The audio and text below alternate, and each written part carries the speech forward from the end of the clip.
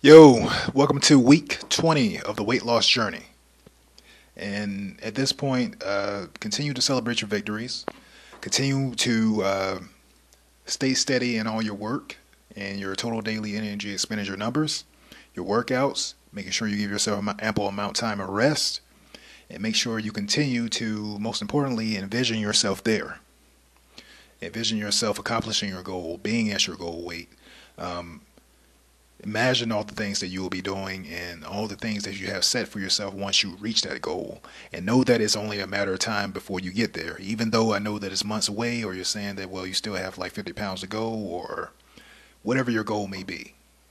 Continue to tell yourself or reinforce in your mind that you're that much closer to achieving this goal because you are.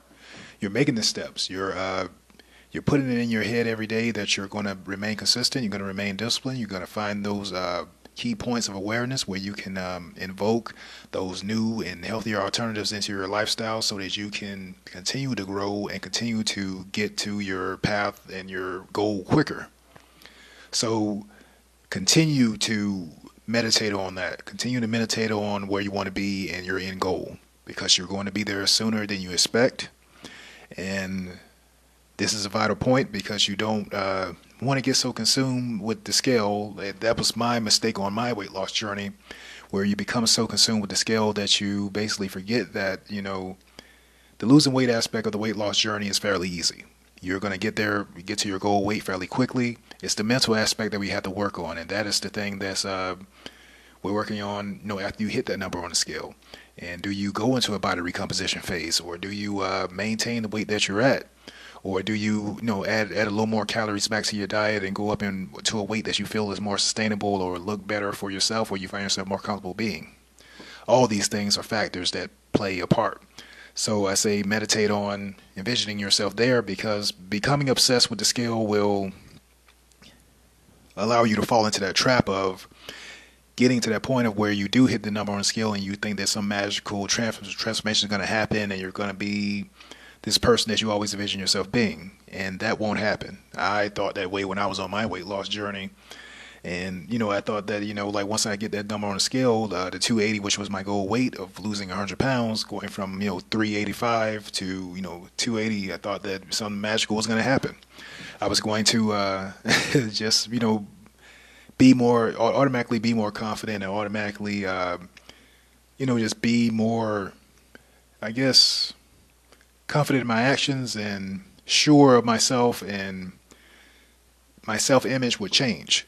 But that didn't happen. That's something that we have to continually work on in this weight loss journey. It's something that I work towards every day. It's something that I practice every day. It's consistent, just like the weight loss journey. You have to continue to put in your head that you are worthy and you do have worth and you do have value and you do have a dream that you wish to chase. And you want to interact and be a part of certain groups or create your own group or create your own company or whatever your dreams or desires may be. So continue to meditate on what your life will be, at that weight loss journey, and start to do those things now. Start being that person now. Start being walking around with that confidence now. Start building on working on your self-image right now. That's why I talk about the weight loss journey being a two-sided journey, because I don't want you guys to fall into the trap of what I fell into, of thinking that once you get that goal weight, then everything will magically just change and you will have the confidence and the mental aspect down packed.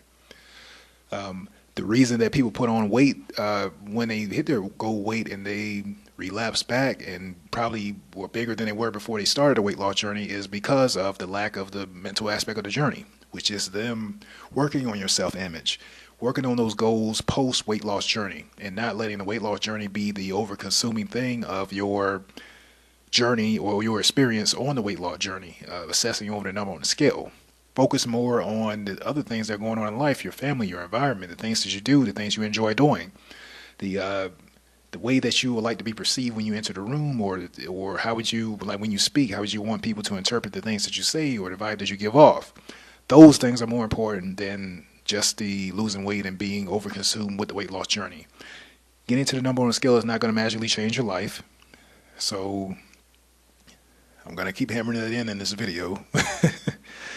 uh, it's not going to change your life. It's something that we have to work on day by day. And that's why I coach throughout this series of incorporating both.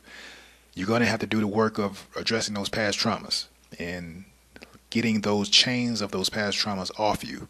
They're not your fault. They're not a reason, something that you should have regrets over. You have to look at it from an objective standpoint instead of subjective standpoint. You can't allow yourself to continue carrying around the weight and the suffering of other people's opinions and ideas about you that you know aren't true. And because you've been carrying them around so long, you fell into the ideal of thinking that it is true, and you thinking that is, who you are or what you're capable of doing. You can't comprehend all the things that you're capable of doing. You are a special human being, and you can achieve and do anything. And that's something that I also hammered in this series as well. And you have the ability to tear down those previous held beliefs that you once believed. You have the ability to tear down those previous held comfort zones, or what you thought were comfort zones, that were stopping you from proceeding forward into things that you knew you could have achieved, but you were too fearful or too scared to set a foot out and do it. So we're going to tear those things down, and we're going to establish new boundaries of you building yourself up, you being your biggest cheerleader, you encouraging yourself to go forward on this journey to become your full, true, authentic self without barriers or things holding you back. You deserve to be happy, and you do have self-worth. And as I said before, we have to address the mental part of the weight loss journey while we do it. We don't want to just have this be a lopsided journey, because you can lose the weight fairly quick, like I said before. But we want to just get to the point where we can address these past traumas, address them in an objective standpoint, write them down, write down how you felt, write down what could have drove this person to say those certain things to you or do certain things to you, or whatever it may be. Write those things down. Do think about it. Do think about it from all sides, all characters within the experience or the memory of whatever had happened. And we're going to address it, and we're going to get to a point where we're going to look at it from an objective standpoint, and we're going to drop it, and we're going to take back power, take back our power, and take back our focus. Because the more we carry around those negative dramas, those negative, traumas and experiences, it's only going to make it that much tougher to just move. You will feel so much lighter once you do let go of those things and drop those things from, your psyche and just your body. And the weight loss journey will be much smoother, and it will be that much easier to transition back into living your life post weight loss. So that's all I wanted to address with you guys here on week 20 of the weight loss journey. Basically, to meditate on your end goal.